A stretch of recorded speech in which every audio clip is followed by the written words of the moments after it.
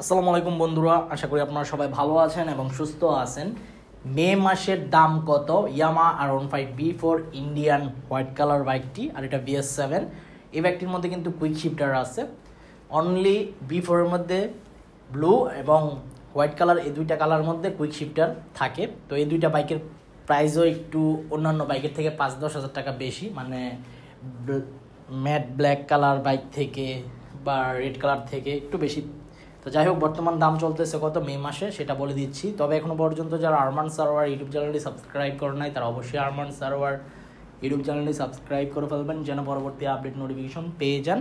বন্ধুরা, ইয়ামা R15B4 Indian version বাইকটির ব্যাপক চাহিদা বাংলাদেশের বাজারে। আর হঠাৎ করে মানুষের কেন জানি হোয়াইট কালার বাইকটার প্রতি আকর্ষণ সৃষ্টি হয়েছে বেশি। ইদানিং হোয়াইট কালার বাইকের চাহিদাও দেখাচ্ছে বেশি।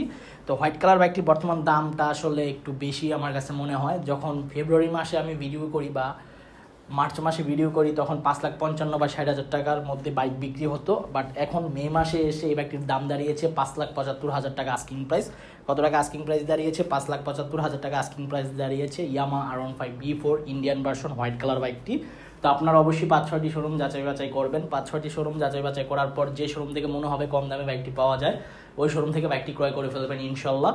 ইয়ামা R15B4 বাইকের বিল কোয়ালিটি পারফরমেন্স খুবই ভালো। তবে যদি টপ স্পিড চান তাহলে আপনারা কিন্তু ইন্ডিয়ান বাইকের মধ্যে টপ স্পিড তেমন পাবেন না, কারণ BS7 করার পর বাইকের টর্ক কিন্তু অনেকটা কমে গেছে।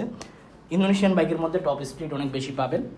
তো এই ছিল আজকের ভিডিওর আপডেট ইনফরমেশন। আই হোপ আজকের ভিডিওটি আপনাদের ভালো লাগছে। আর বাইক ক্রয় করার আগে বাইকের চারপাশ ঘুরে দেখবেন যে বাইকের মধ্যে কোনো প্রকার দাগ আছে কিনা। যদি দাগ থাকে তাহলে চেঞ্জ করে অন্য আরেকটা বাইক ক্রয় করবেন। দেখা হবে ইনশাল্লাহ পরবর্তী ভিডিওতে। সবাই ততদিন পর্যন্ত সুস্থ থাকবেন, ভালো থাকবেন আর সেফটি মেনটেন করে বাইক চালাবেন যারা বাইক ইউজার।